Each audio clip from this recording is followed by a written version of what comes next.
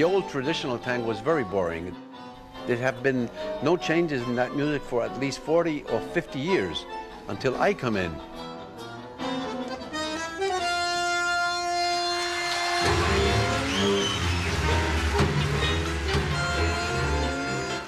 My music has all the primitive tango from the bordellos until today.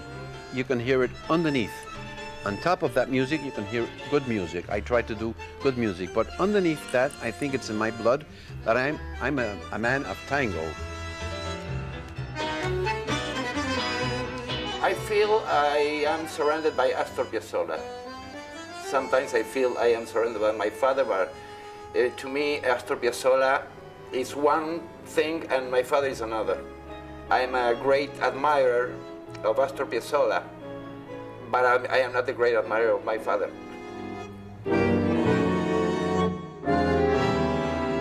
I love my father. I remember the man, Astor, and I hear the music of Piazzolla, but I remember the man.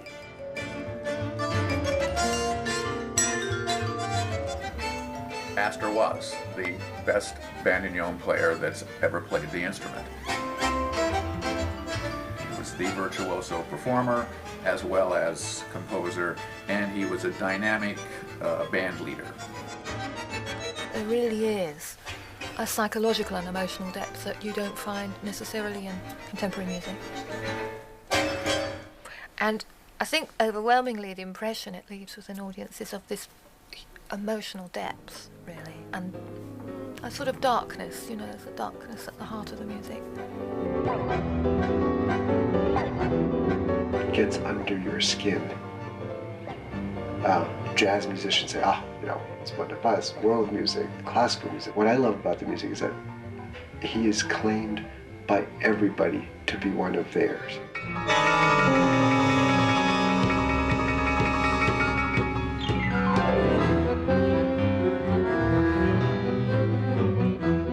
Since Astor Piazzolla died in 1992, his musical reputation has kept on growing.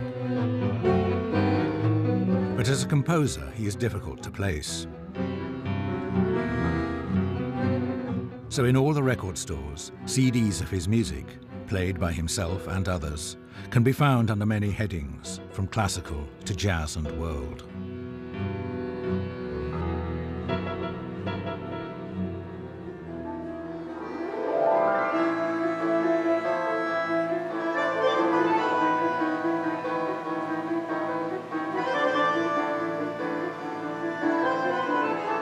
In Buenos Aires, where once his innovative tango music was reviled, an old cabaret theatre has now been privately renovated and relaunched in his memory.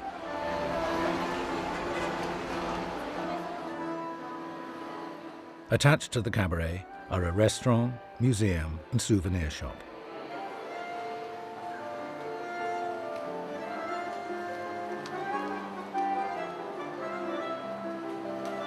This shrine to Piazzolla is an index of how his status, both at home and abroad, has changed in the years since his death.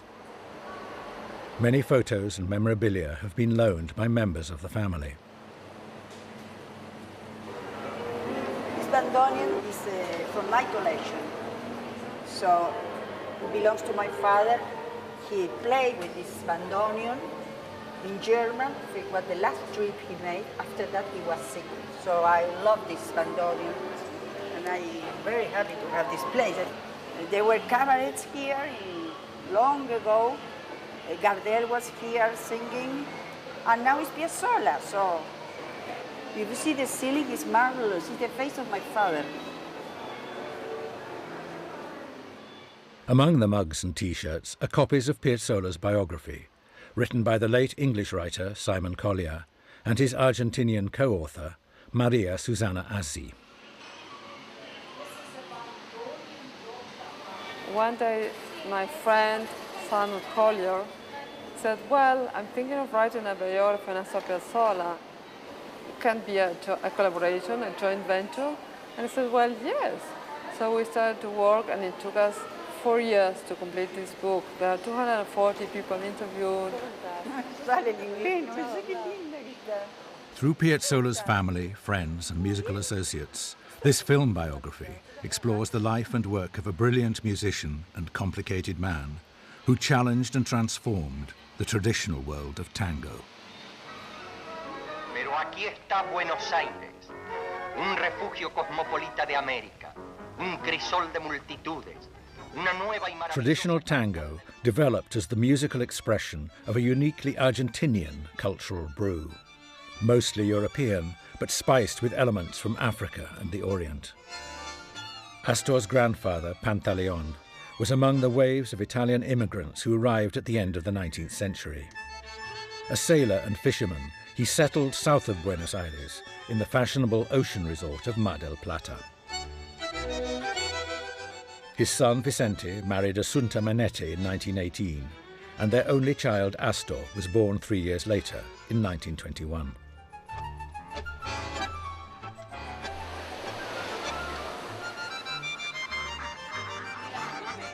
Over the years, the town has changed enormously, and traces of the Piazzolla's life here hard to find.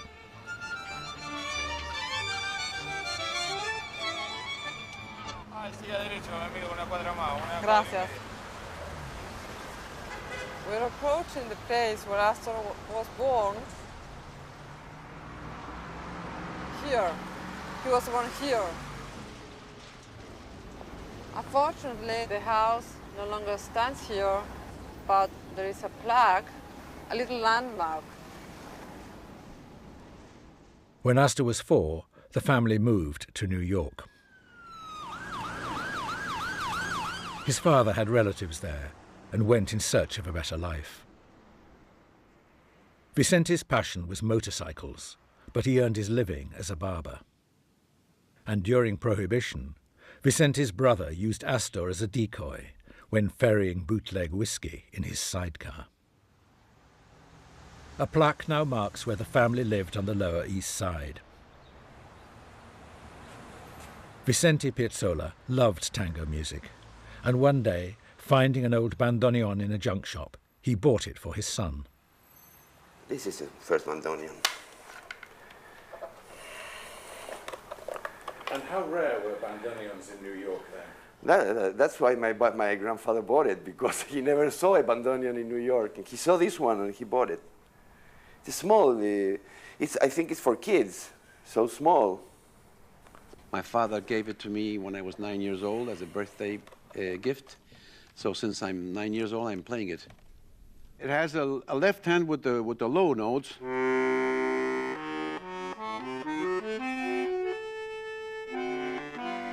And the right hand like a violin. 8 notes, a chord of 8 notes on it. I mean, it's rather difficult in the right hand. I mean, if you do a scale, you use this technique. And when you close the C, instead of being here, it's up here.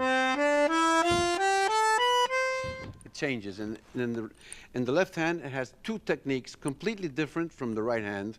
You do the C starts here, and when you close, it starts here.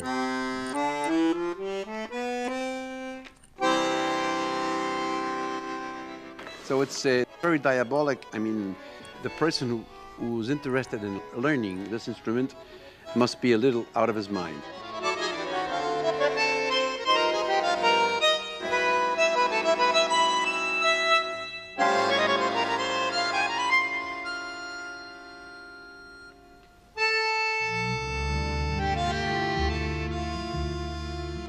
Father bought it for me because he had, he remembered Argentina and the tangos.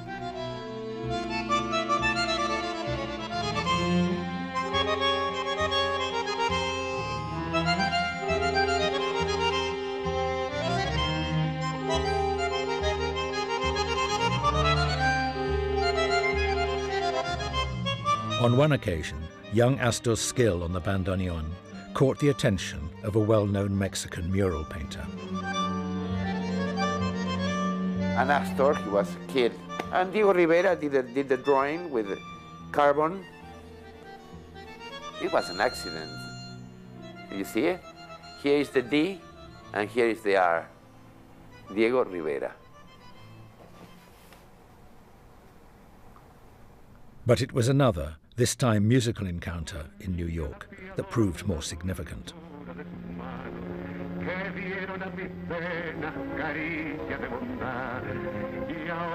His father had engineered a meeting with the Argentinian tango superstar, Carlos Gardel.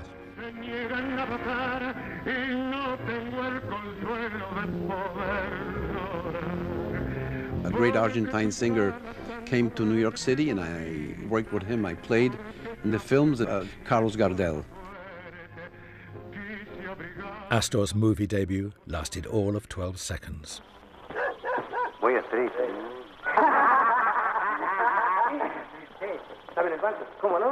Just 2 years after this film, Carlos Gardel died tragically in a plane crash.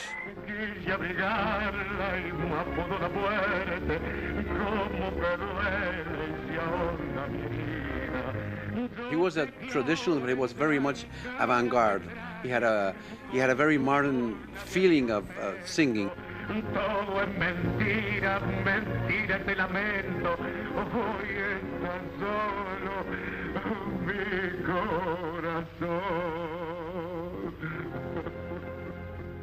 Barcos anclados saludaron solemnes la vuelta de Gardel. Las milongas pusieron silenciador al fuelle. Las palomas del puerto volaron sobre él. One chapter in the history of tango had closed. Another was about to open up.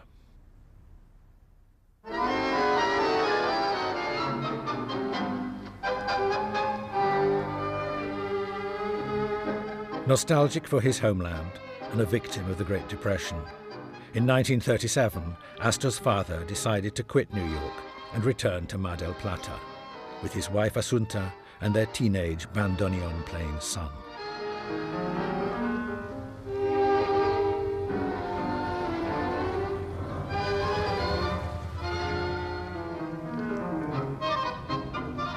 The house Nonino bought in 1937, and they lived here, and he also had a bicycle store. The house, which is called Diana, after Astor's daughter, has now become a Chinese restaurant.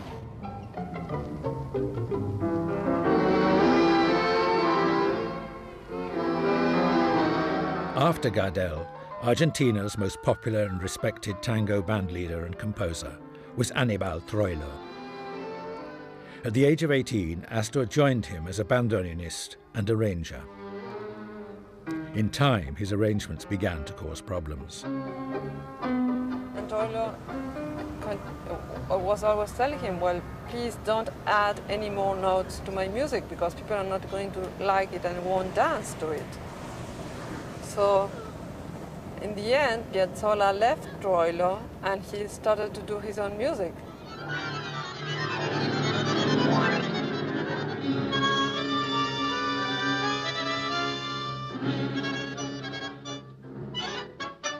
I was seated on the stairs like this while they were playing. Those are my first, what I remember, the first time I went with him. As Astor's music had begun to change, so had his life. Diana and Daniel's mother was Dede Wolf, a talented artist who'd married Astor in Buenos Aires in 1942. For years, it was a happy marriage. Everybody talked the 3 Ds, D of Astor Piazzolla. It was Daniel, Diana, and Dede, his wife, and my mother, because we were always together. Y ella dejó prácticamente su vida para dedicársela a él y a nosotros, ¿no? For my mother is not Piazzolla. For my mother is Astor. She says Asti. When she was with him, Astorcito, she remembers that Astor. O sea, she loves that Astor, not the musician Piazzolla, but the man.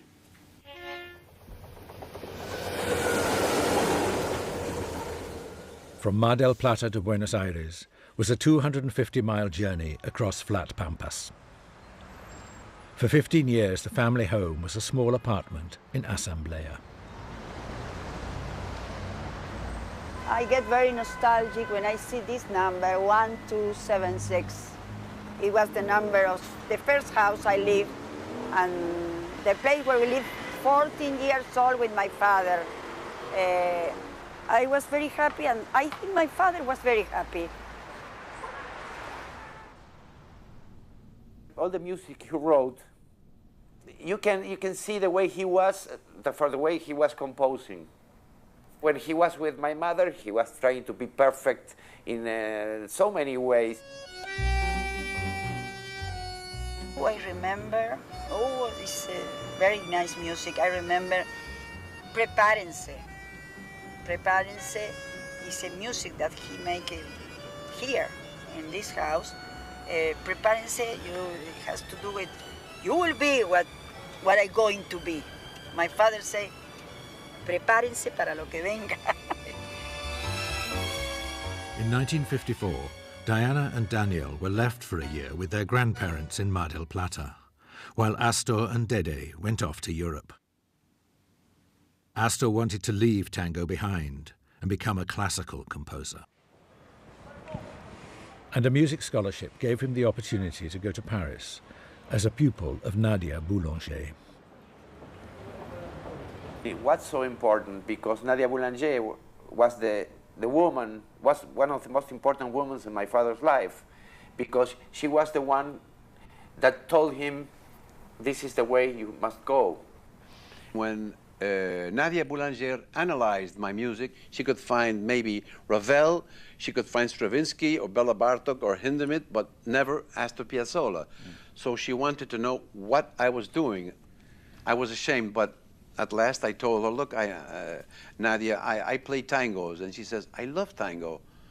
And my father sat down on the piano and played a piece that is called Triunfal. This is the original master.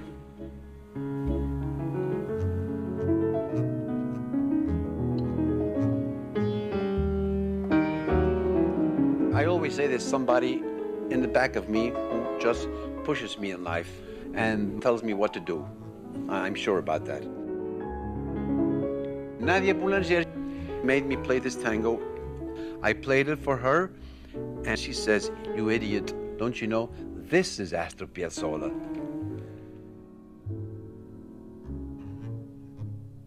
Piazzolla I met in Paris in 1955, I think it was. We were both studying at the same time with Nadia Boulanger. Piazzolla has given the tango a new lease of life, not because he made it more popular in many countries where it wasn't until then, but because he found a very natural way to develop it. Daniel Barenboim was also porteño, born in Buenos Aires, where he lived till he was 9.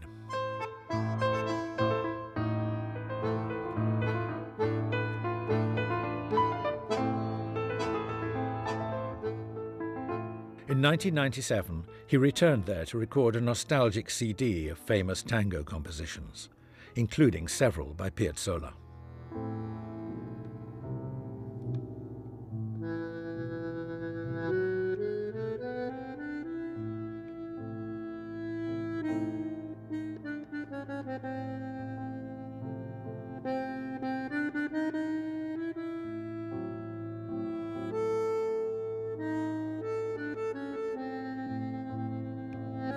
Piazzolla came and harmonically especially developed it and modernized it in a way which it stopped the tango from just becoming a relic of the past.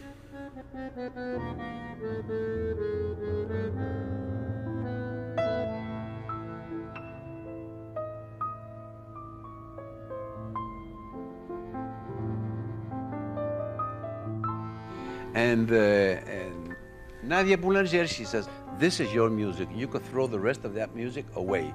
I've got all that music of 10 years or 15 years of my life. I threw all that music away and I started with the new tango.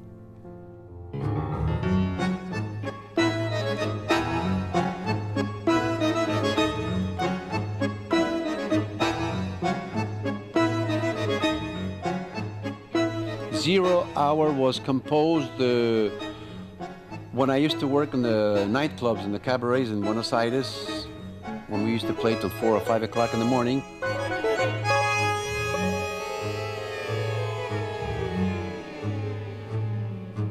And there was nobody in the streets. The only thing you can hear is the siren of an ambulance or the police.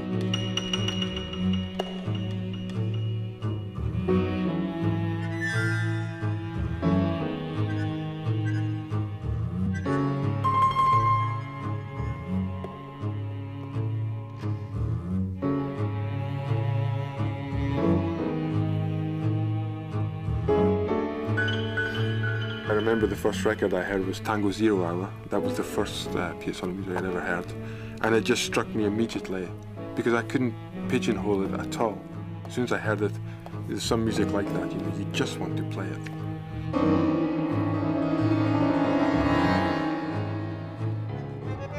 The accordion player, James Crabb, and pianist Joanna McGregor are among a growing number of classical musicians drawn to Piazzolla's music. To rehearse for their first London concert, they were joined by 3 of the Argentinian musicians who'd played with Piazzolla.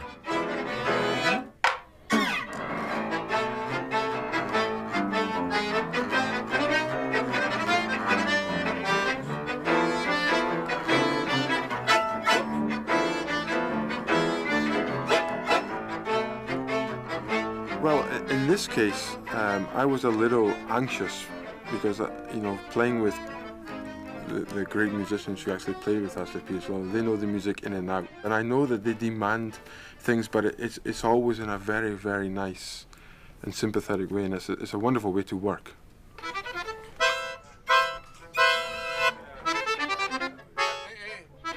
Piazzolla's written scores are very elaborate and present a real challenge to non-tango players.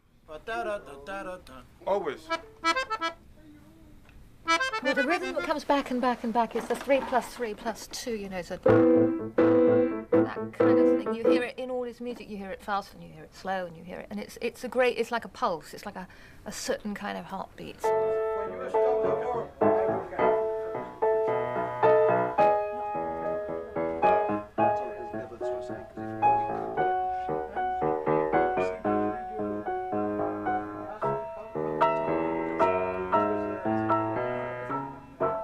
I think this is where, you know, the style of it is hard.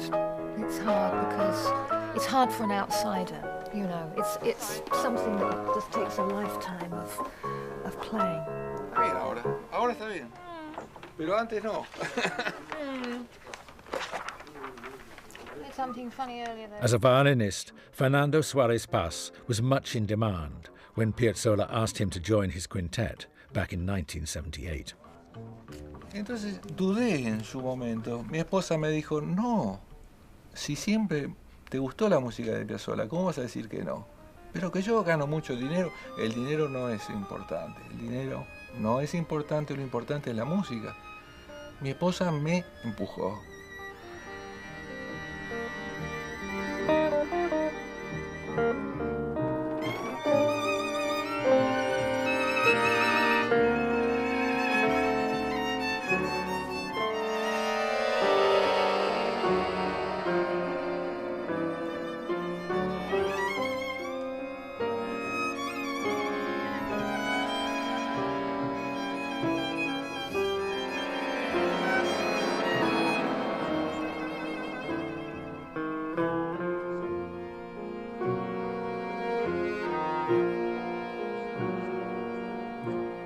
Best way is to play with guys like this, you know. It's fantastic, really, to work with people who have been playing this for, you know, 40 years, and who actually were with Piazzolla for such a long time. Orazio Malvicino was Piazzolla's first electric guitarist.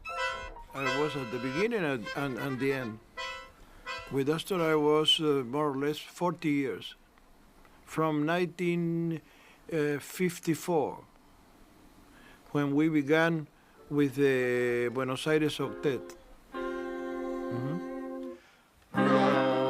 Everybody. So everything's coming on the second. Playing for Astor was something very special, and when he died, I always think that he sometimes are with us and sometimes are not with us.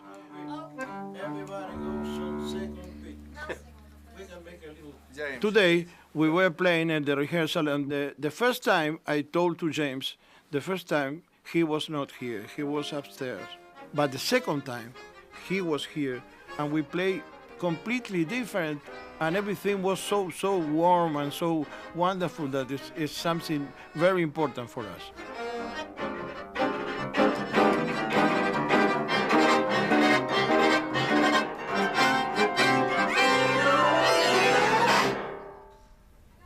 It has every possible thing you want in music. The yearning, the passion, the restrained passion, I think it's everything you want music to be.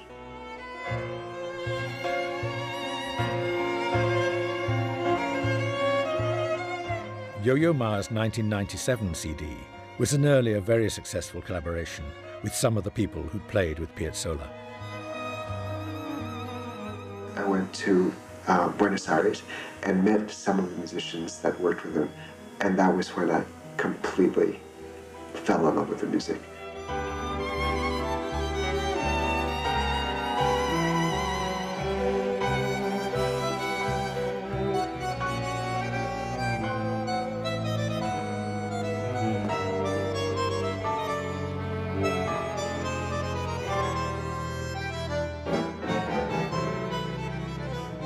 Horacio Malvicino was sort of, for me, the historian.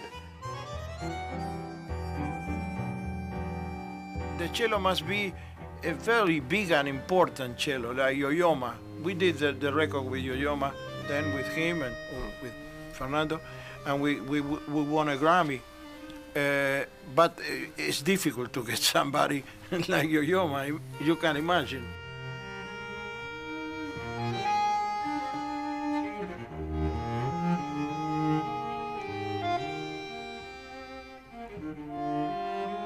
One of the pieces that I played was a construction of some outtakes of Piazzolla's music that Jorge Calandrelli, who wrote a piece around it.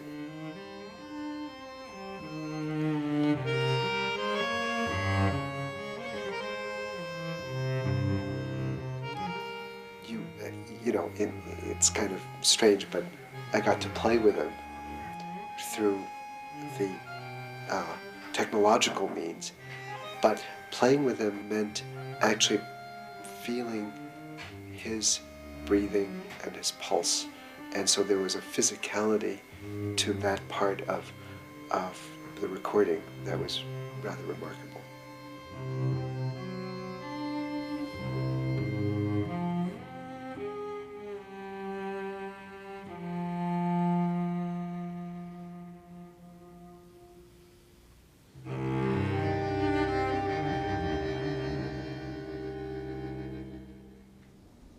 Vous avez écouté la nouvelle musique, le nouveau tango de Buenos Aires d'Argentine, et je voudrais présenter le soliste en guitare, Horacio Malvicino. As Piazzolla's first electric guitarist, Malvicino had to explain to him the rhythmic possibilities of the instrument. I have to contract myself the way of the company, because he don't know how to play guitar. So I begin trying to do the 3-3-2. I put another things doing, for instance,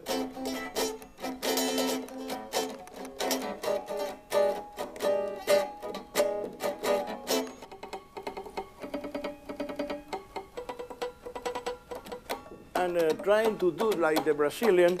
I used to do this. or things like this. I took some parts of the flamenco style, and we do a mezcla of sounds, and that is very wonderful.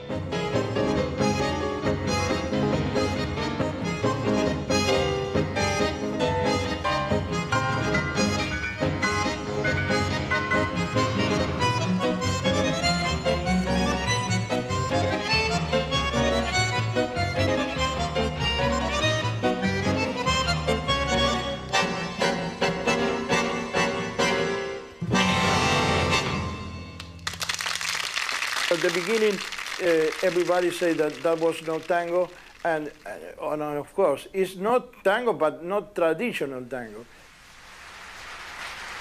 Je voudrais vous présenter le soliste Oscar López Ruiz, guitarra électrique. For over 20 years, alternating with Mal Pacino, was another guitarist from the jazz world, Oscar López Ruiz.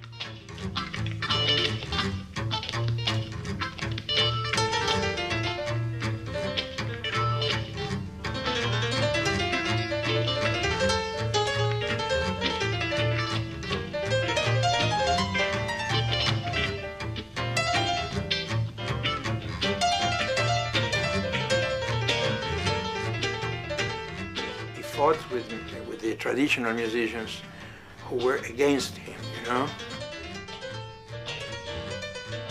Astor was very subversive for everyone here, and it still is. You know, they don't love him too much here in Argentina, and of course the tangueros, not at all. Still, from now, no? So, I remember he had a big fight here, but I think he enjoyed it. Yeah, he was a fighter. I mean, you should study music in this life, but you know, you have to know how to defend yourself. You must know a little about. Today you learn a little karate and all that. It's very important too. And if you decided to change music, you better know something about boxing or martial sports. But just the same, the people who menaced me in those moments, today maybe they are my friends. Maybe they love me. Maybe, I said. I'm not sure of it. He was very clever, because once he listened to a musician a couple of times, he started writing the way he played best.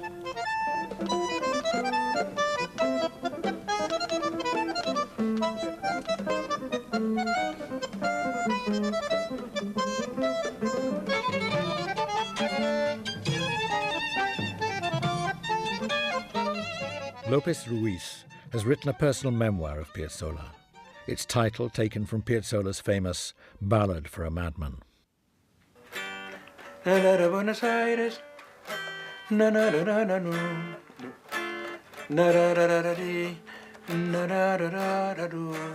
acuerdo, no sé la letra, no me acuerdo la letra. Yo sé que estoy piantao, piantao, piantao. Yo miro a Buenos Aires. No me acuerdo la letra. I never played with him, but this was a big success in the world, you know. So the publisher of my book, he decided to put Piazzolla Loco, Loco, Loco, because many people here, many musicians, many people who knew him, called him El Loco. But I used to say that I didn't write it, Astor did, with his anecdotes and his doings, you know? Because he was so funny, really, so funny, so he was always joking, you know, always thinking a new joke for a new guy. Incredible. And he was, you know, a big joker, but never with music, never. With his music, his own, you know, work. And once he told me, you know, that music is the most in my life, most than my wife, my children, my grandchildren, most than everything, most even than my own life. But I must take care of my life because I need it to make music.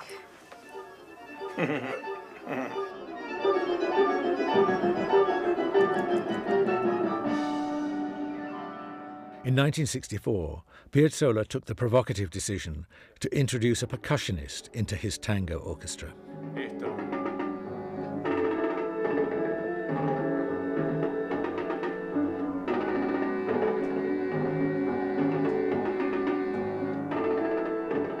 The man he chose was Leon Jacobson. Dos bongos y tres tontones.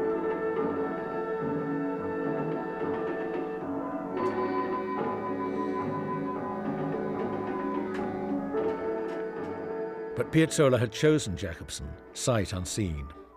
So when they did meet in a cafe, for Jacobson it came as a complete surprise. Ah, no, me dijo. Eso es, como que dice en italiano, de eso no se habla, me dijo. Ya lo tengo recomendado por Bragato. Es Leon Jacobson del Teatro Colón. Entonces, maestro, me voy a presentar. Me paré y le dije, maestro, yo soy Leon Jacobson. Y esto que estoy contando, en este momento me corrió frío por acá atrás. Y yo tenía 21 años. Yo no dormí esa noche.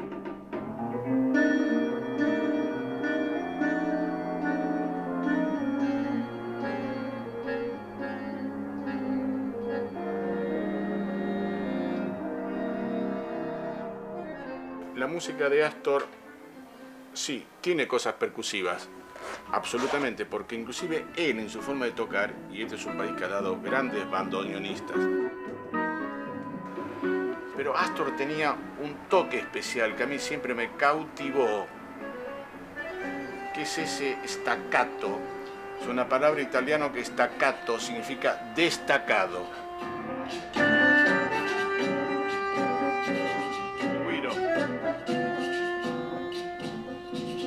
Triángulo.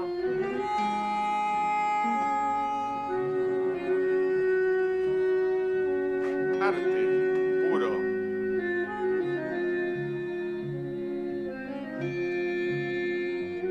Y ya siempre me ponía como goose flesh, lo que nosotros decimos en español, piel de gallina. Se me pararon todos los pelos acá del brazo y un poco lagrimeé, un poco me hizo cry.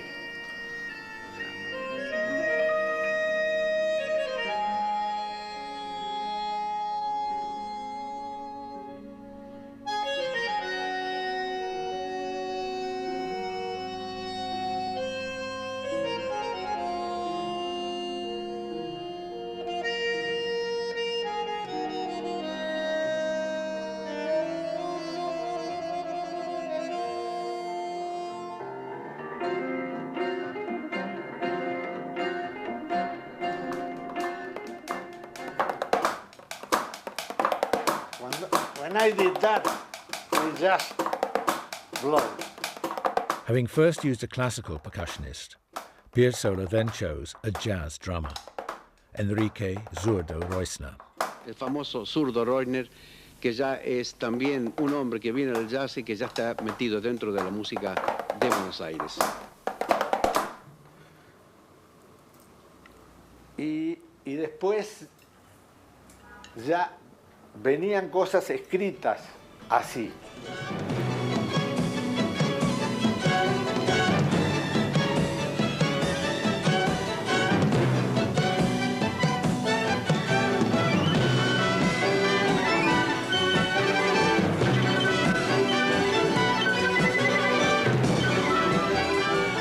Acá dejó que la batería creara algo, más que creara que descubriéramos alguna cosa que le gustara.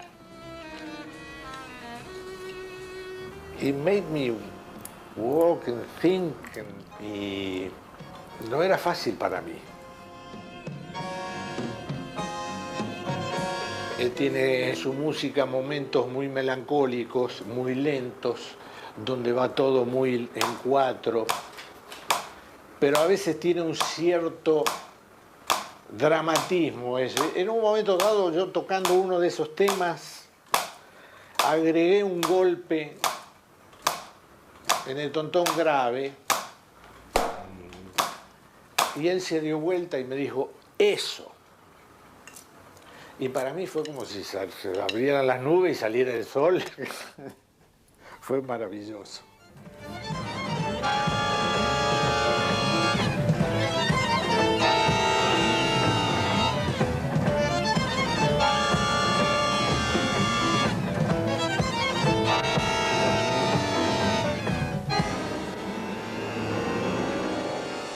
Me gustaría hablar de esta foto, que para mí es un recuerdo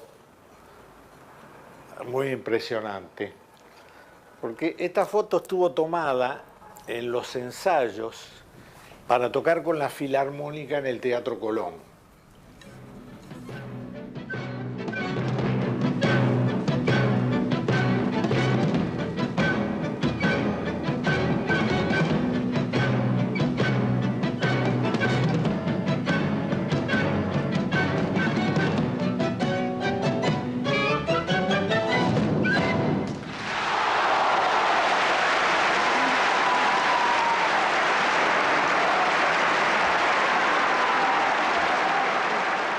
Yo creo que lo principal en la vida de un músico es amar la música. Si viene un médico y me prohibiera tocar, yo no dejaría de tocar y seguiría escribiendo, porque eso es amor, eso es ganas de tocar, eso es entusiasmo, eso es diversión arriba de un escenario, eso es estar feliz arriba haciendo su música.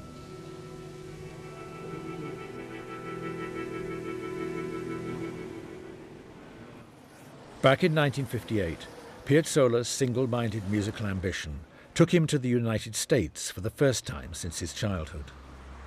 Cuando papá decidió irse a Nueva York, él estaba convencido que iba a conquistarla.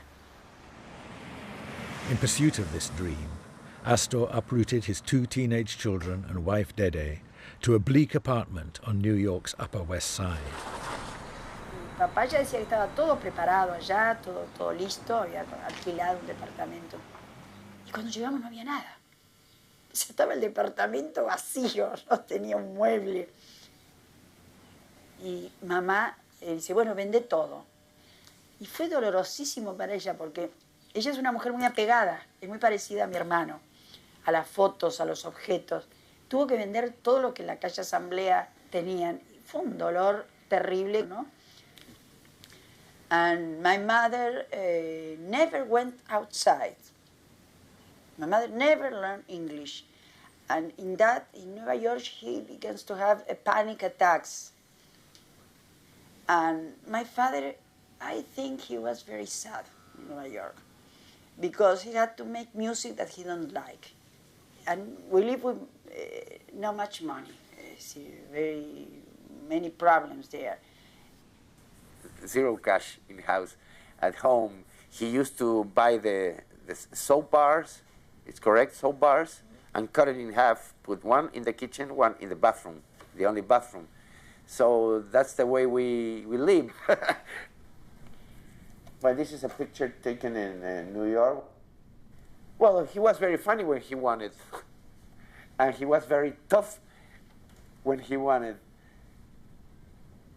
We used to eat rice 4 or 5 days a week, but it wasn't poverty. We have food, enough food. Rice was enough. Many problems, and my father begins to change. I think he was with some woman.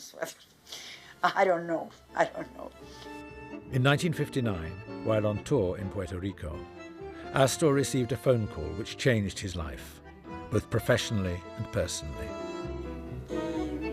My cousin of Mar del Plata, my cousin, ¿no? Mi primo, say, Nonino is dead, ha muerto, ¿no?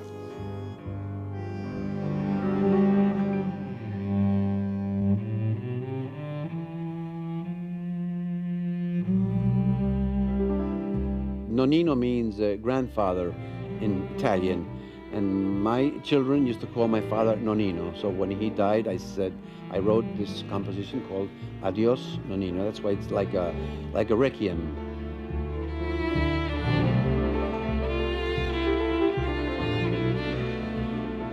He loved so much his father, but so much. And you can feel the sadness of that piece. And he didn't I mean, that's the way it came. The way you hear it, it's the way it came to him.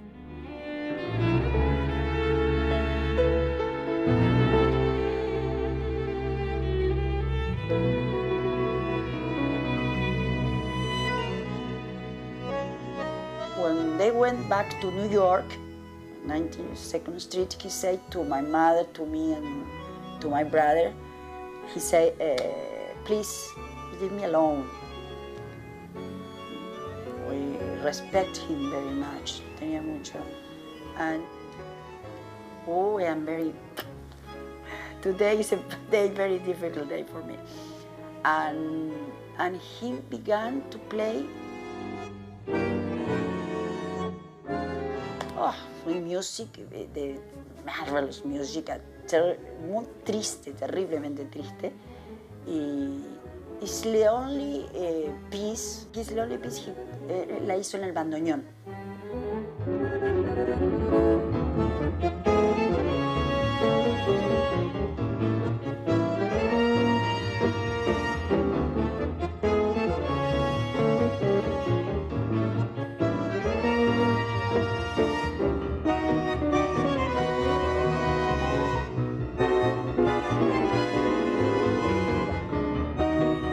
And he played Adiós Nonino and he cried.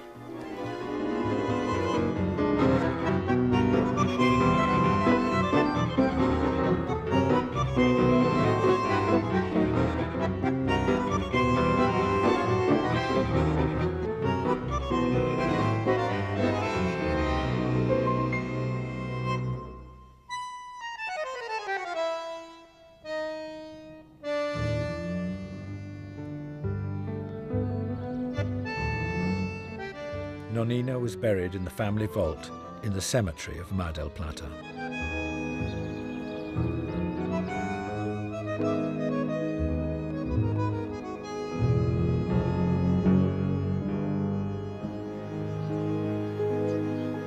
My grandfather died in 1959. After that, my father started to flirt with girls, and there started it was the beginning of the end. You know what I mean? Of the family, one word, ¿no? Muere mi abuelo y él cambia. Es como si se le hubiera caído el sostén de él, ¿no es cierto? La norma moral, no es que por eso haya sido un hombre inmoral, pero que se le acabó esa norma que le imponía a mi abuelo. Él decía en un momento, mi mamá le dijo una frase que es muy, muy importante cuando la dejó. Dice, don't be mistaken, le dijo, no te equivoques. I am Dr. Jekyll and Mr. Hyde. O sea, Dr. Jekyll in the day, Hyde in the night, ¿no? O sea, como que él tenía dos personalidades, y yo pienso que sí.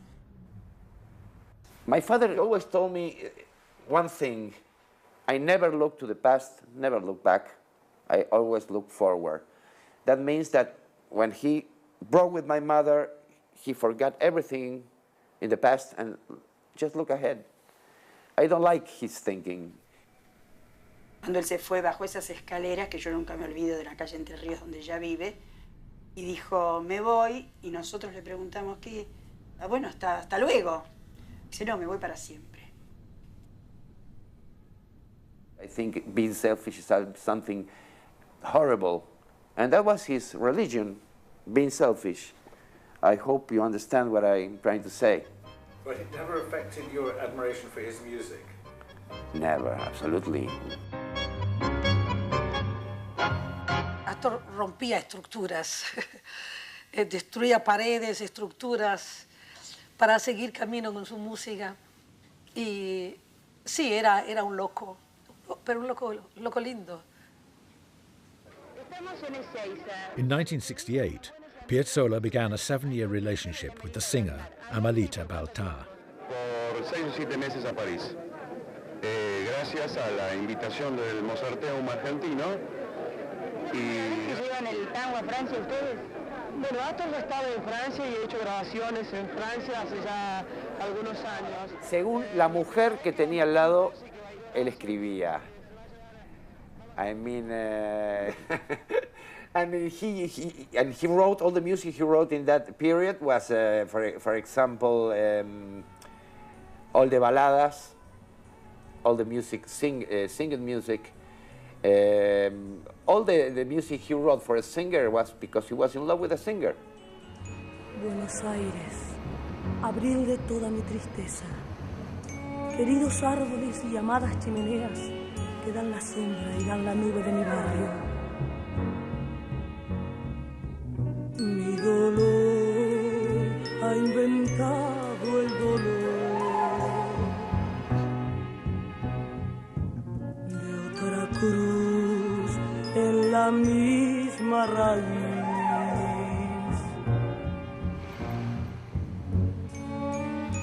Todo pasó. Yo cantaba en un café-concert, me escuchó cantar, le interesó y me quiso conocer. Y al poco tiempo me llamó para decirme que yo era María de Buenos Aires. Y yo no sabía que era María de Buenos Aires. Y dije, María de Buenos Aires, ¿qué es? Ah, una ópera que estoy escribiendo y quiero que vos seas la protagonista.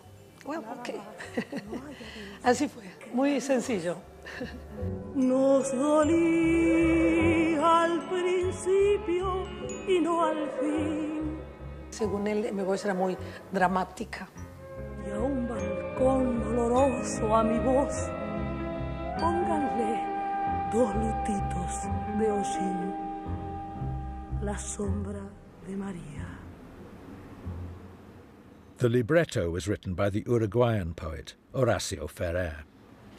Esto es el libreto original de María de Buenos Aires, que escribí en una máquina Underwood, con 2 dedos, que yo le entregué a Astor Piazzolla para que él lo juzgara y le pusiera música. ¿Qué tal? ¿Usted es el que se queda todavía un poco más? Sí, yo me quedo aquí. Although Maria de Buenos Aires was sadly a commercial failure, it marked the beginning of a very successful partnership. Y bueno, su amigo adolescente fue el hombre que él encontró para hacer la obra que quería. Y escribimos 75 títulos juntos en 20 años. Son 2 tomos, aquí está el segundo, pues no tengo el primero, perdón, que se llama Los tangos de Piazzolla y Ferrer. Trabajábamos mucho, trabajamos todos los días y la verdad que era una fiesta trabajar con él, pues un verdadero creador, una fuente de música. Y llegaba y me dice, bueno, quiero ver lo que escribiste, quiero ver lo que escribiste. Era una especie de desesperación por ver lo nuevo, qué es lo que yo había inventado. Para saludarte.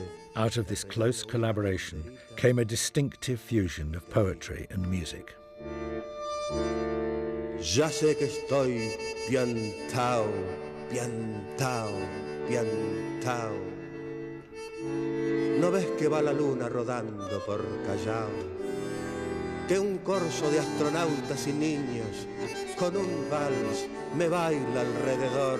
Bailá, vení, volá. Y él seguía tocando. Ya sé que estoy piantao, piantao, piantao. Yo miro a Buenos Aires del nido de un gorrión y a vos te vi tan triste.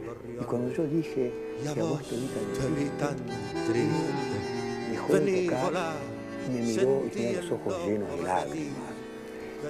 Fue una cosa tan muy... y cerró el piano. Loco, loco, loco. Cuando anochezca en tu porteña soledad, por la ribera de tu sábana vendré con un poema y un trombón a desvelarte el corazón. Loco, loco. Amelita Baltar also sang this ballad for a madman, and it became an instant hit. Astor no estaba muy conforme, porque para él, para un loco, era solo una canción. Y él ya había escrito obras muy importantes, conciertos. Entonces se enojaba un poco que se hubieran abierto las puertas de la Argentina para él con esa pequeña llave.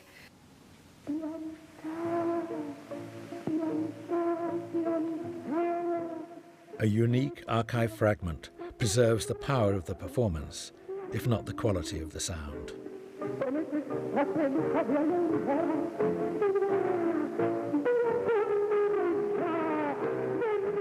Presentamos un domingo en el festival y 5 días después había vendido 200.000 placas, que eso para el tango es algo que no creo que debe ser único.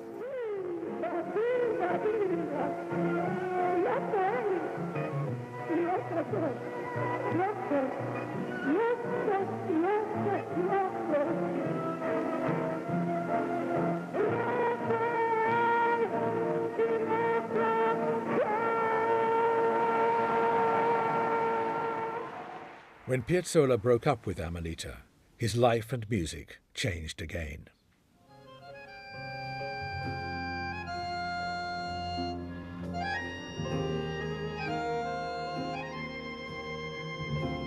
In 1975, for the first and only time, Astor Piazzolla went electronic. He became much closer to his keyboard-playing son Daniel and brought him into his new 9-piece band.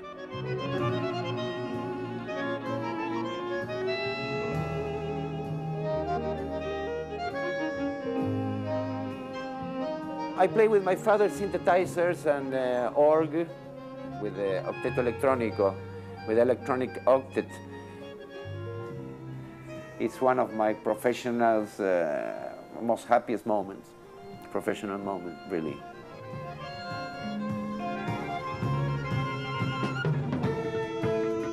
He was trying to conquistar, how do you say conquistar? To conquer much more Orients.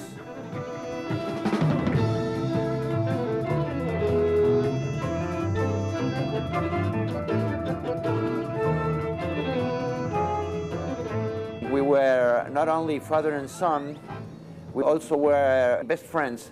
We go to fish together, we go hunting together, we play together.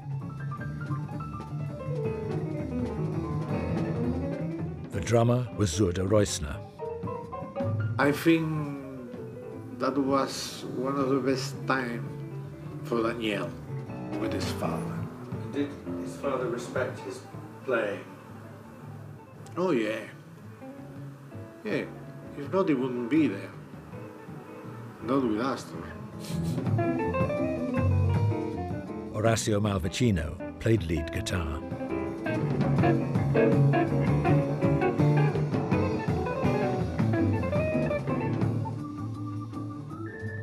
I think that playing with my father is one of the most difficult things that could happen to a musician. He was so extremely, how do you say? ¿Cómo se dice? A ver si me acuerdo en castellano. Era tan exigente. Exigente de tal forma que uno subía a tocar con él con placer, gran placer de estar tocando con Astor Piazzolla y al mismo tiempo gran miedo de cometer un error, equivocarse. Bueno, en esta foto expresa un poco, bueno, la unión que hubo entre Daniel y papá, ¿no? Una unión creo que más que nada musical, o sea, aparte de padre e hijo bastante contradictoria, creo que musicalmente los dos, si bien se llevaron bien, también en algún caso hubo muchas presiones de parte de papá hacia Daniel.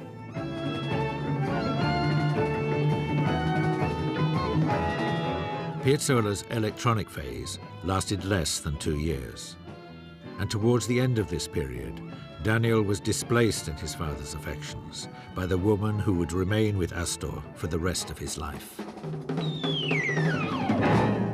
We spent the whole day together when he was alone, but each time this guy got a new girlfriend or a new woman next to him, he forgot absolutely that he has a son. Laura Escalada. And that was the way he was. Felicidades, feliz aniversario. Laura Escalada, who now runs the Piazzolla Foundation in Buenos Aires, was herself a TV presenter and became Astor's second wife. Astor era un hombre muy tierno, naturalmente muy sensible, Pero al mismo tiempo era un chico que había que cuidar. Muy travieso, que hacía bromas constantemente. A mí me las hacía prácticamente todos los días. Todo Astor era pasión. Y yo creo que esa es la forma en la que uno debe trabajar. Nos fuimos a Europa, vivimos mucho tiempo en París y Astor empezó a trabajar lentamente, pero mejor. Nosotros en 1976, cuando nos fuimos, no teníamos un peso. Estamos en 24 de diciembre, pero tenemos que pagar el alquiler los primeros días de enero. ¿Cómo vamos a hacer? No tiene importancia. Fue una Navidad mágica. Lo pasamos maravillosamente bien. Después, en arrepentimiento, porque habíamos comido mucho, nos fuimos caminando hasta una iglesia a escuchar la misa de gallo a la medianoche.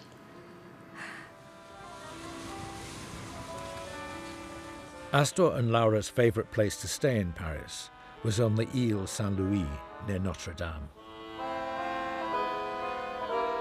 They developed a close friendship with Paris-based accordionist Richard Galliano, for whom Piazzolla was an inspiration.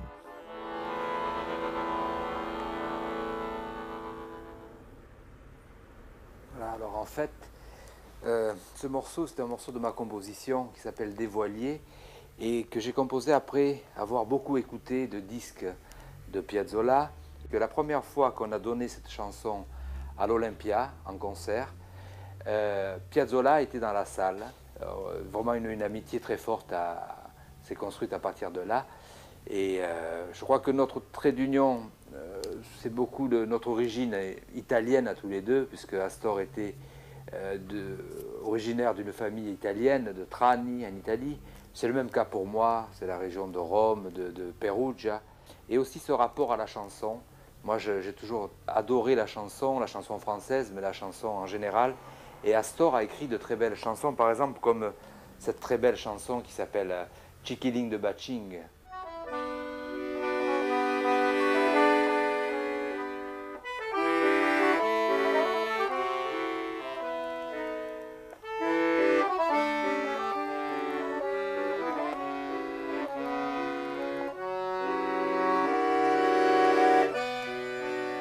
Paris parce qu'il avait passé une partie de sa jeunesse, les études avec Nadia Boulanger. Mais la force de sa musique, c'est ça, c'est qu'il y a à la fois la chanson, à la fois le tango, à la fois la musique savante. Et moi, dans tous les concerts, je joue ce morceau en improvisation, mais je me suis un peu approprié ce morceau, quoi. Je joue...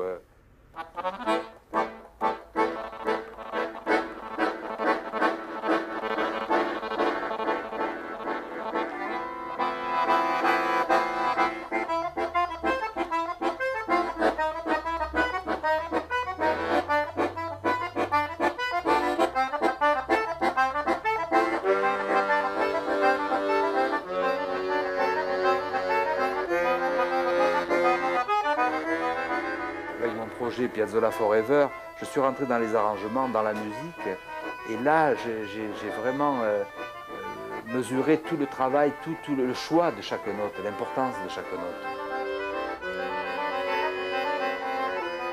Libertango, là je le prends comme un thème de jazz. Et là c'est le seul morceau, d'ailleurs que je joue en solo chaque soir d'une manière différente. Et là je fais une improvisation sur le thème.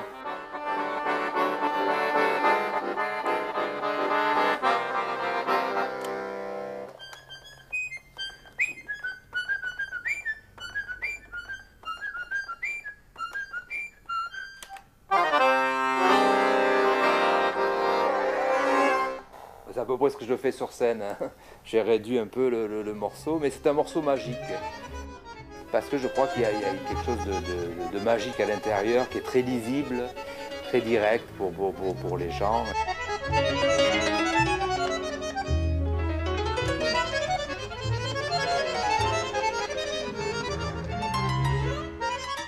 When Piazzolla formed his last quintet in 1978, he invited Pablo Ziegler, a jazz pianist, to join him.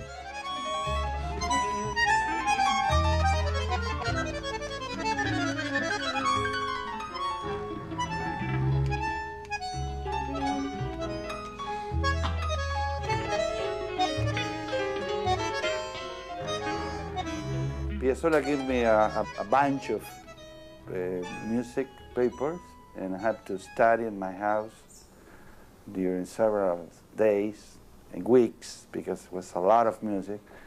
Everything is written, no? It's like a classical music.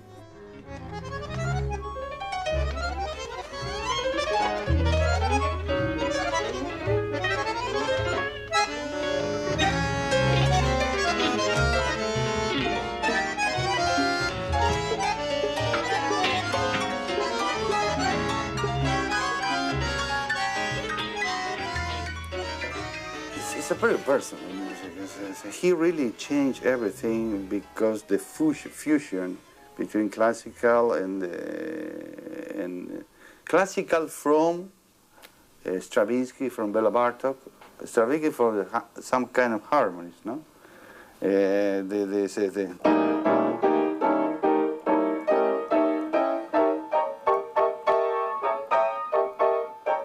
This kind of that he used. And from Bartok, this kind of rhythm, no?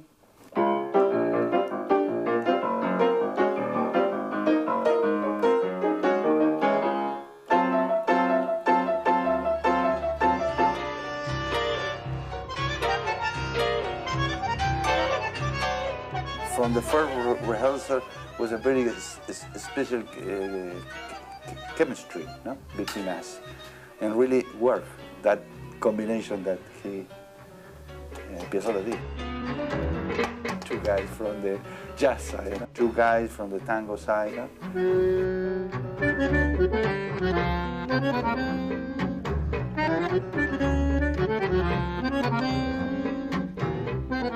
When tango bass player Hector Console joined Piazzolla in 1978, he found the music stretched him to the limit.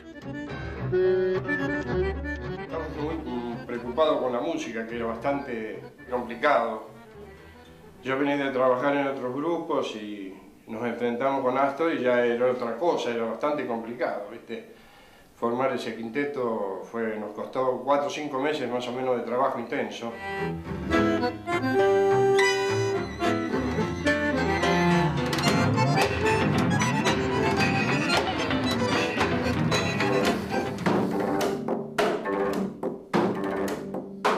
Se tocaban en las orquestas también cosas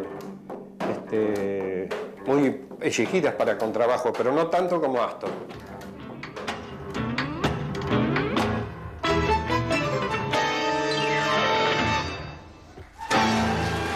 They don't come to listen to me because of the word tango or new tango. I mean, that doesn't mean nothing. The people who come in London or in Berlin or New York City or in Montreal, it's just a question of music, doing a new music, and they can find contemporary sounds inside of my music, and that's what they like. And for one European tour, Piazzolla added an unexpected instrument. Je présente avec tout mon honneur et l'amour pour lui ce grand musicien nord-américain qui s'appelle Gary Burton. It was tough for jazz vibraphone star Gary Burton. He was entering a new musical world with little time to learn very complicated scores. And then the circumstances weren't great either. We were to follow Miles Davis, who started late and played a long 2-hour show, finished it after midnight. So it was a star-studded evening of, a lot of pressure and everything. And it was only our 4th concert on the tour that we were playing all this new music.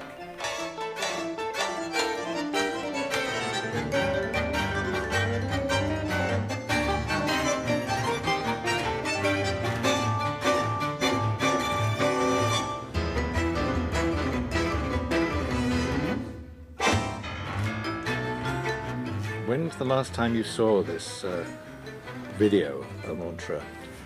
Well, I actually never have seen it. Truth is, I've never seen it, and it's really taking me back. I mean, this was 1985, I think, so it's almost 20 years ago, and I'm already, the first thing I noticed was how young everybody looks, and it's really making me relive that night. Well, I had a lot more hair then, too.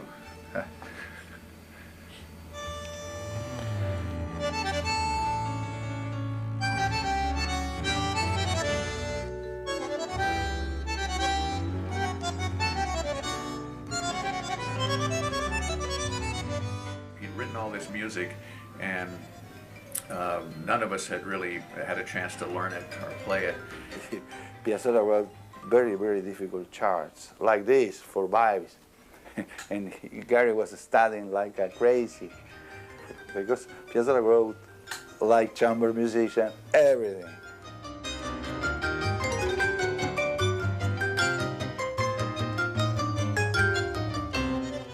In the case of tango music, like classical music, it's all written out. So there's a lot more music to remember and to play correctly. Even the afternoon of Montreux, once we were there, I remember staying after the sound check and practicing my parts for about an hour.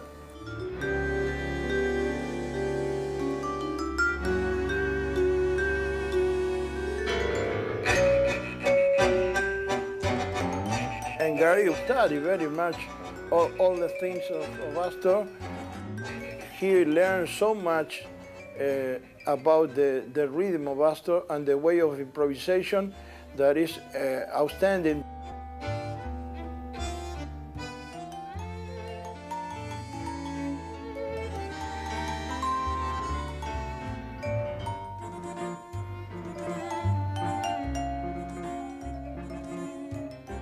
I told Astor, you have to leave some spaces because Gary is one of the great vibes improvisers in the world.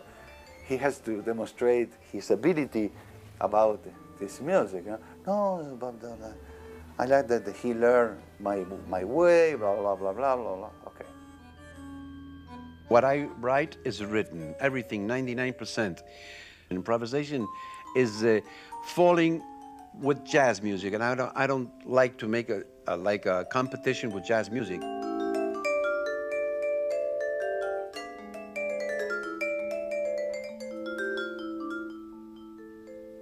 For me, that was what was really enthralling about it, was the chance to become a tango musician instead of a jazz musician.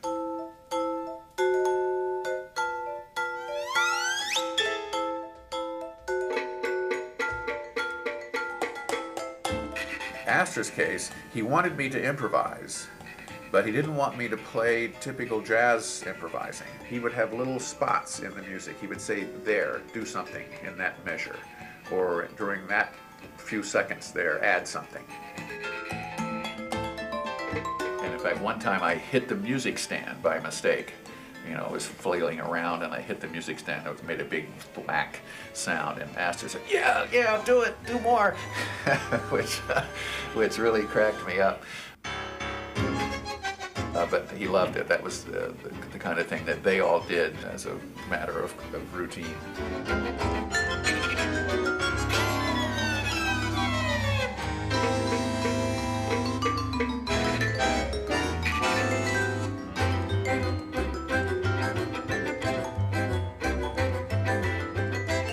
One year that I spent quite a bit of time with him really changed my life as a musician.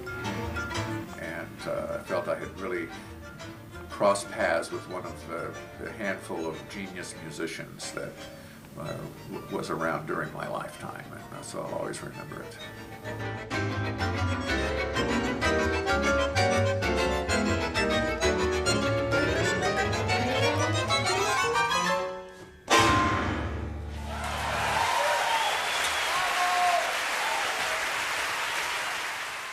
With the money he earned on his exhausting tours, Astor and Laura bought a house in Punta del Este, near the coast in Uruguay.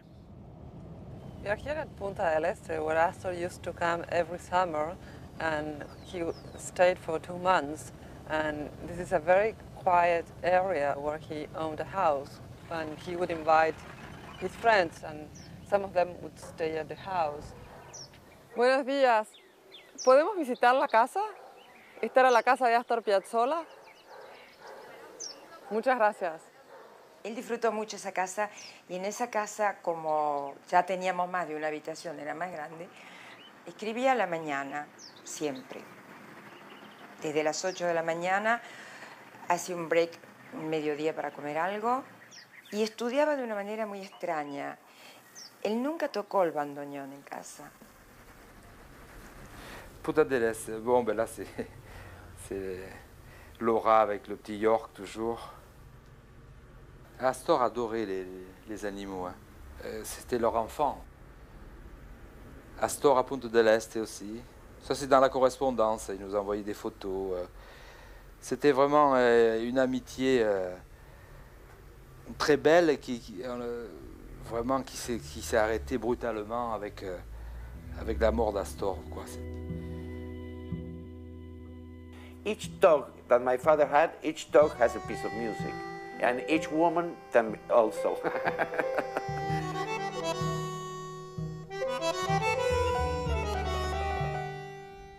Mumuki is, some people think it's a Japanese motorcycle.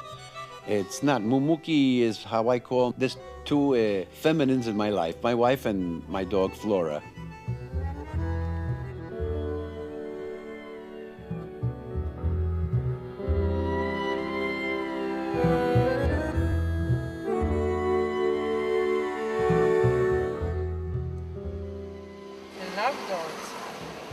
And he always had at least 2.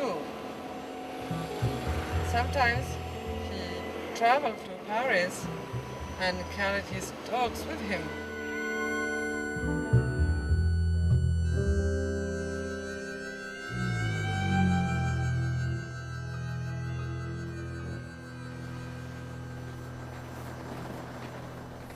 This is one of the beaches he used to come with Laura.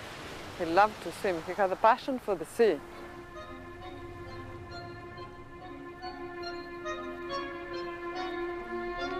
In March 1980, Piazzolla gave a famous premiere in the nearby Cathedral of Maldonado. The bandoneon, for so long associated with sex and low life, was back where it began, inside a church. This was invented in 1854 in Germany to play religious music, church music. They didn't have any money to buy an organ or a harmonium, and they invented this. And I understand that very many sailors play this instrument, and that's the reason how it got to Argentina. And they started playing this instrument in the whorehouses. But the Italian accordion players quickly adapted this instrument to play tango because it had a very sad sound. It had like a velvet sound. He was commissioned to write the Suite Punta del Este for bandoneon and chamber orchestra. Piazzolla was very moved. He particularly liked the second movement because when he played the second movement, he always thought of Bach playing his harmonium.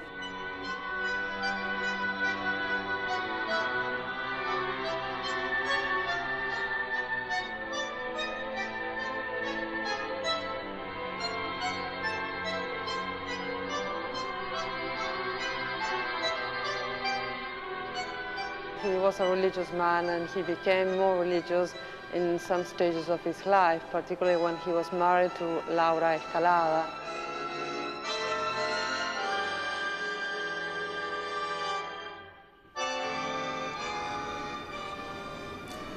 Y a pesar de que Astor había nacido en Mar del Plata, a 400 kilómetros de esta capital, donde también hay unas playas maravillosas, él quiso ir a Punta del Este porque había menos gente en aquella época y a él eso le gustaba muchísimo. Y iba a pescar en la bicicleta o con la moto, después yo lo iba a buscar o yo lo acompañaba y pescaba y cazaba tiburones. porque los tiburones fue la gran pasión de Astor.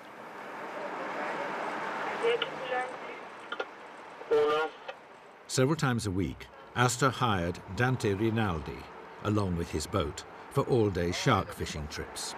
Vamos hasta la punta ahí. La embarcación mía, la casa de Piazzolla. Por lo general él era un hombre que cuando salía a pescar, lo que hacía era descarbonizarse todo lo que tenía en la cabeza. Y le gustaba tomar aire, y charlar con nosotros, pero de música no.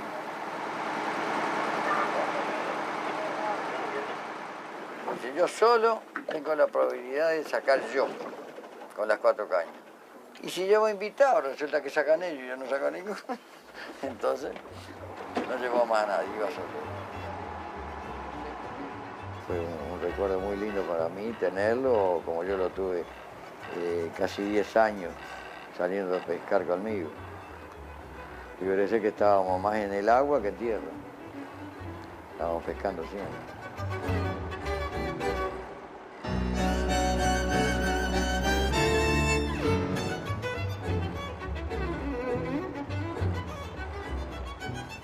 Ese es un disco que me regaló don Astor, dedicado a mí, que ya tiene sus años y que está grabado en el escualo. Me dio una sorpresa con este disco, porque vino de Dante, le traigo este regalo.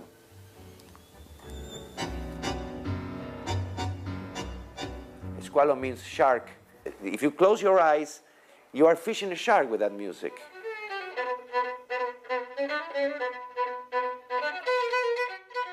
Piazzolla wrote this piece for his violinist, Fernando Suárez Paz.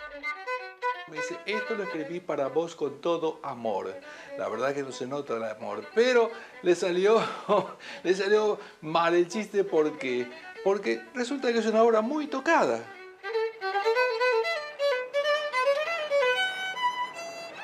He compared the shark with the audience in a concert. He once told, if I can still take a shark out of the water, I can still play bandoneon. The day I couldn't take a shark out, I couldn't play anymore the bandoneon.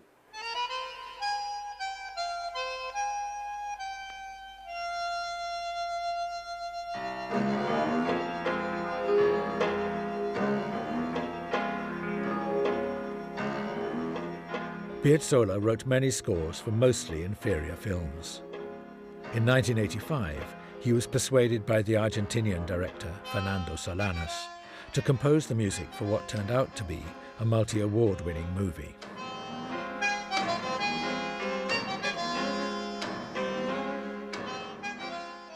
Con Piazzolla tuvimos grandes diferencias, sobre todo cuando viene la dictadura. No pensábamos igual.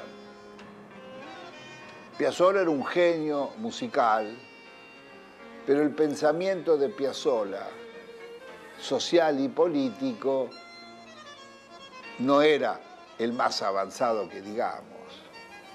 En ese sentido se parecía en algo a Borges.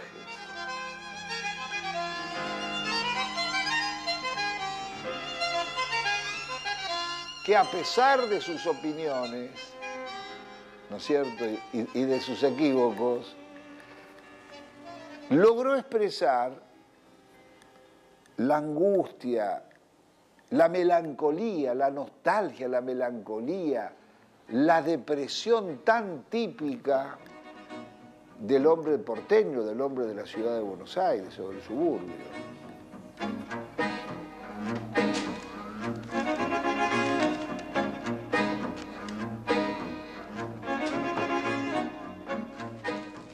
Pero como era un film musical, el exilio de Gardel era una suerte de libro de cuentos, suite de cuentos y de metáforas coreográficas en base al tango.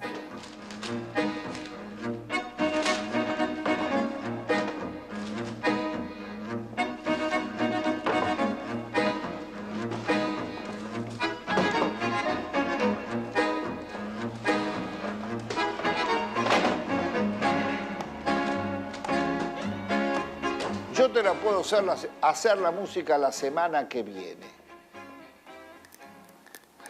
¿En una semana? Sí, te la puedo hacer. Tengo una semana libre, te la hago. Mandame un piano. Entonces le mandé un pequeño piano que lo puso en la pieza del hotel en la Madeleine, en París. Bueno, yo te llamo el sábado, porque el domingo me voy de gira. Bueno, ¿y cómo se va a hacer todo esto? Mira, el plan es, yo te grabo en una semana la música, si te parece bien, fenómeno, etcétera. Pero yo no tenía ninguna posibilidad de decirle ni bien ni mal, ya. Si me gustaba la música bien y si no, la tiraba. Y después te doy la ocasión de grabar el lunes 4 de noviembre en Bruselas. Pero ¿cómo? En un día vamos a grabar y mezclar, necesito 40, 45 minutos de música. Esto se graba. Yo solo tengo un día disponible con el quinteto. A las 4 de la tarde estaban grabados los 40 minutos de música y en 2 horas mezcló toda la música. A las 6:05 estaban los coches para llevarlo al aeropuerto. Increíble.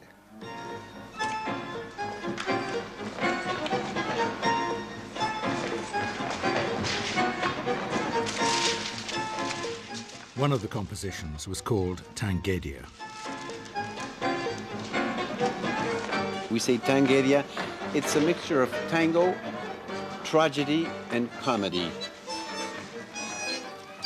It's a very simple composition, but it has inside of it all that meaning of that rough tango.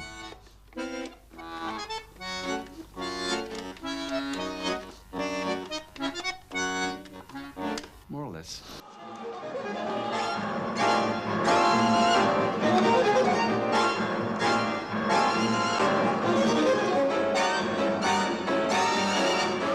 El día del estreno en París, en la primera función del cine principal, el cine Ambassade en Champs-Élysées, en la primera función, creo que era la mediodía, 1 de la tarde, estaba Piazzolla. Pero además de eso la vio 2 veces seguidos con el cronómetro en la mano para medir exactamente la cantidad de minutos de su música que había incorporado en la película. Bueno.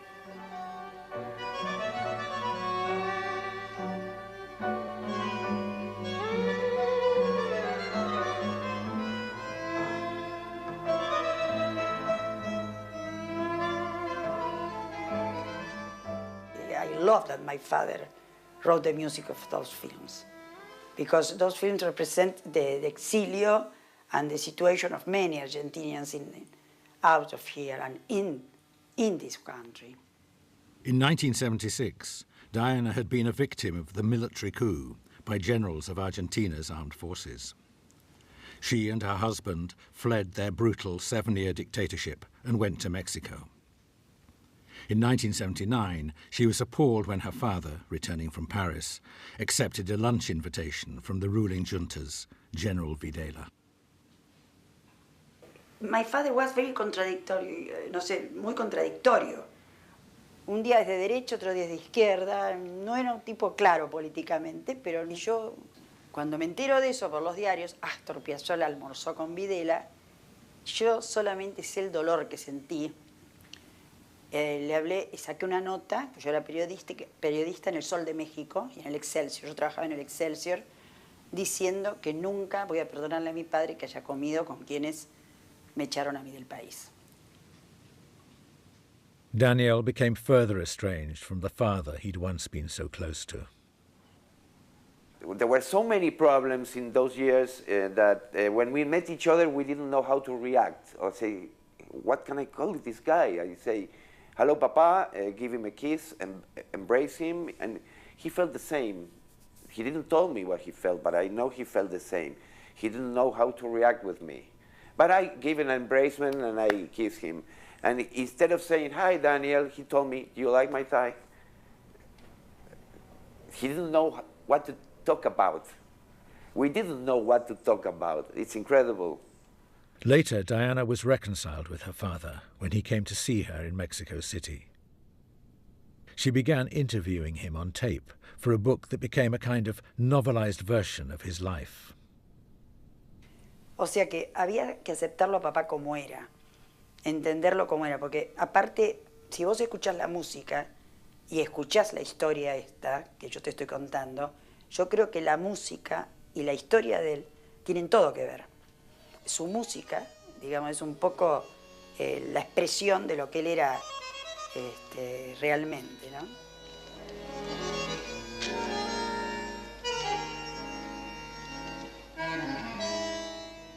On Diana's wall is her father's music, to which Fernando Solanas added words for their second film collaboration, Sur. Como se vuelve siempre el amor, vuelvo a vos, con mi deseo, con mi temor, llevo el sur, como un destino del corazón. The song has now become very popular. It's part of the repertoire of the Paris-based Gotan project, where tango meets techno.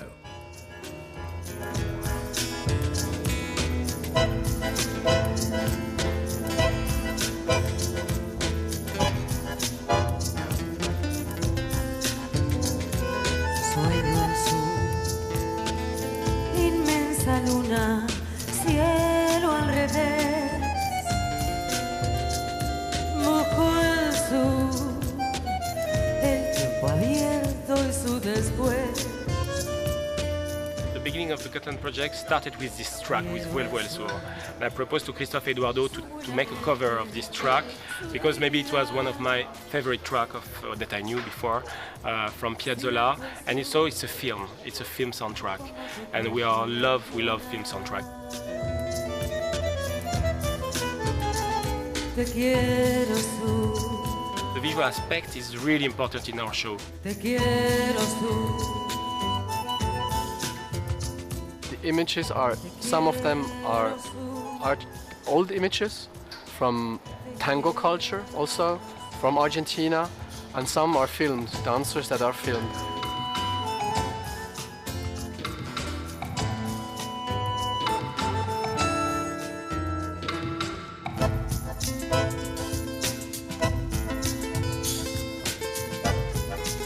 We wanted to bring back tango to something more percussive and hypnotic.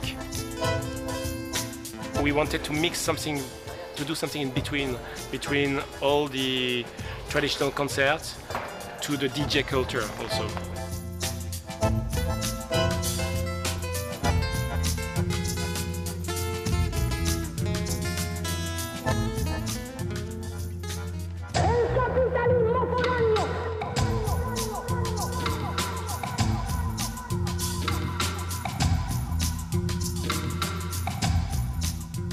Piazzolla wanted to show to the people that tango is not only a dance, but music in itself. And I think we wanted to bring back tango to the dance floor.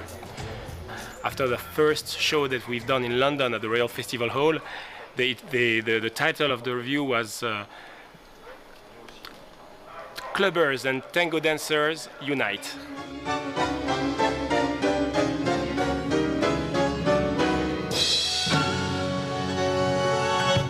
Tango is a vertical rape, said Piazzolla, quoting the Argentinian writer Borges. When they dance it, the tango, the couple gets so together that it looks like a rape. But it's not my purpose of writing passionate or sensual or sexual music. It's not my idea. I think that tango has all that feeling. Y yo creo que cuando Piazzolla escribió, no pensó en que su música se podía bailar.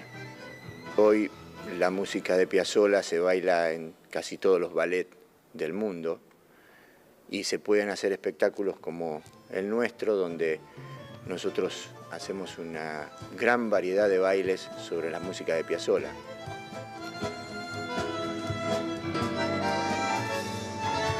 En Tango Pasión está el coreógrafo que es Héctor Saraspe. Queremos que no se pierda la esencia del tango y poder adaptar cosas modernas como es la revolución que fue la música de Piazzolla.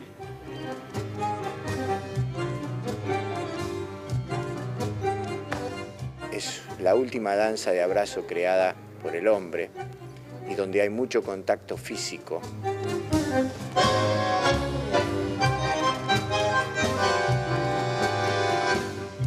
Yo creo que cada tango, que dura aproximadamente 3 minutos, es una historia de amor diferente.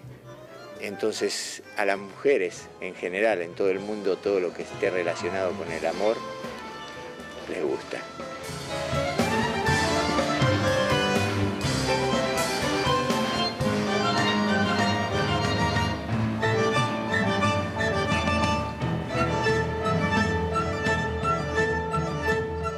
For me, Piazzolla's music is very sensual. And it's a tremendous experience to play that. And, Piazzolla wrote 2 of his last compositions for the Kronos Quartet.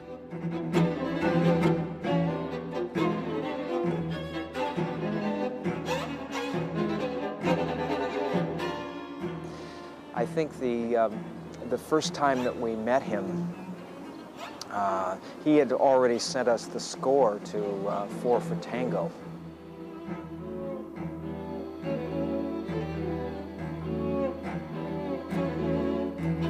And he and Fernando Suarez Paz came over to our rehearsal. The group felt very nervous that day that these 2 legendary musicians were coming over.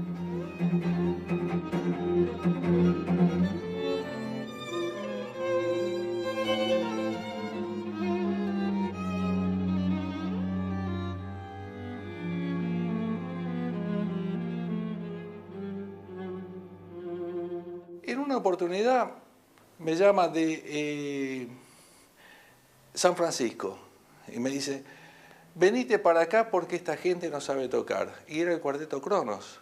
Era uno de los mejores cuartetos del mundo. Yo digo, ¿cómo es posible? No es posible.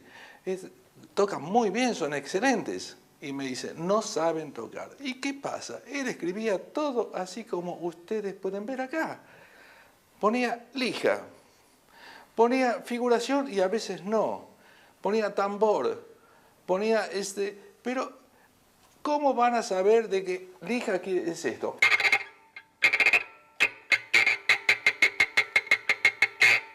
Que tiene que ser algo de percusión.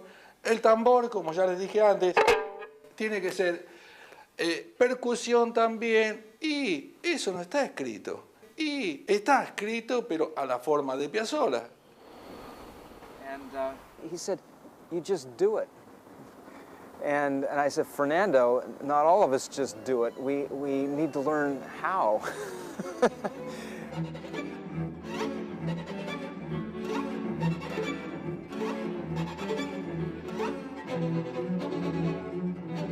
Piazzolla's sense of sound and his sense of music has influenced the Kronos Quartet in a very profound way.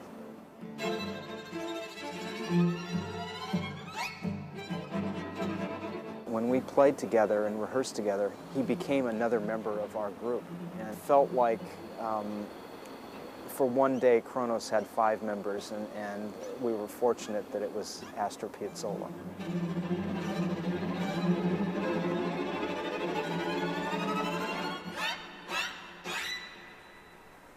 This picture is very important because it was the last time that I could talk with my father. This picture is from the 11th of March of 1989, 1 year before his stroke. The next time I saw my father after this night, I saw him in the airport of Argentina in coma, very extremely ill. I couldn't talk anymore with him. In 1988, Piazzolla underwent a quadruple bypass operation.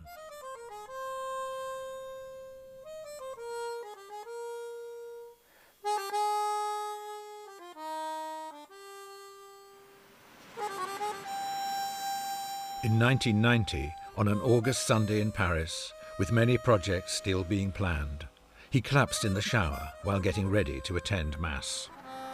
Y Astor dijo unas palabras que nunca le conté a nadie y prácticamente estaba sin sentido. El director que dirigía ese hospital, menos mal que yo hablo francés porque si no jamás me hubiera enterado de nada, me miraba desde lejos y me decía que no me ocupara más porque total se iba a morir.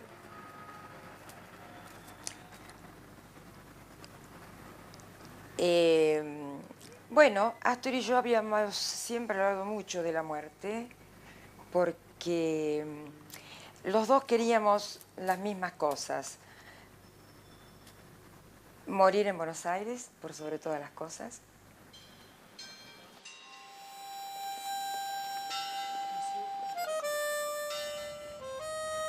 Richard Galliano and his wife went with Laura in the ambulance to the airport. Et la dernière image que j'ai d'Astor, je vous dis, c'était la panique. Il y avait donc les pompiers, il manquait l'oxygène parce qu'il a fait un voyage en passant par l'Espagne pour aller en Argentine.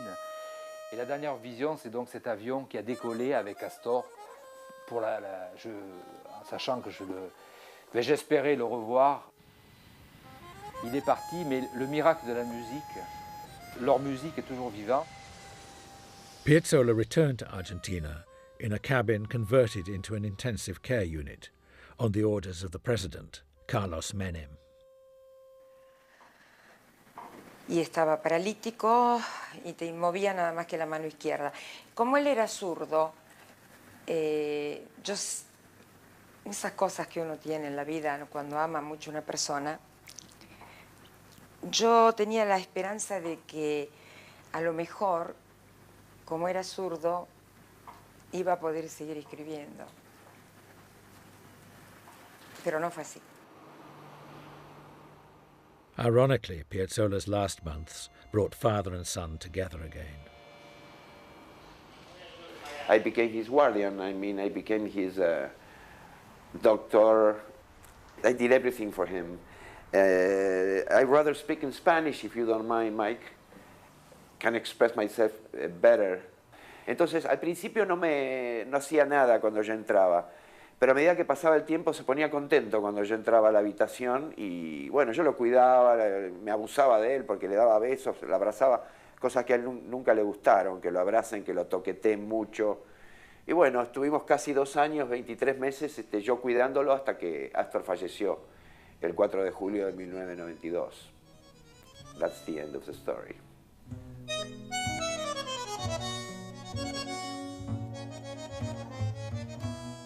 But it's not quite the end of the story. Since Piazzolla's death, his music has increasingly been heard and played all over the world, in a way he could only dream of during his life.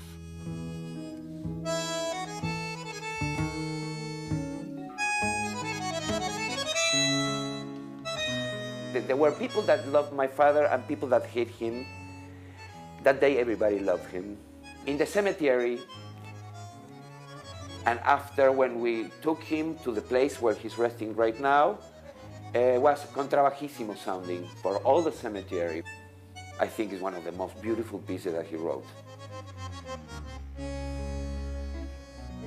Siento que el personaje de mi viejo está metido dentro mío de una manera muy fuerte, ¿no?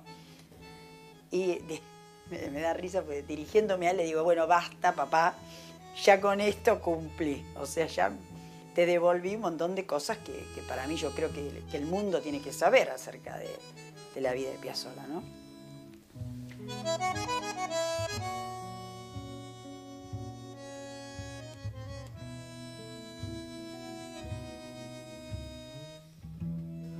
Aunque nos hubiéramos peleado así a 5 minutos, el momento más lindo de todos era cuando hacíamos la música. Thank you.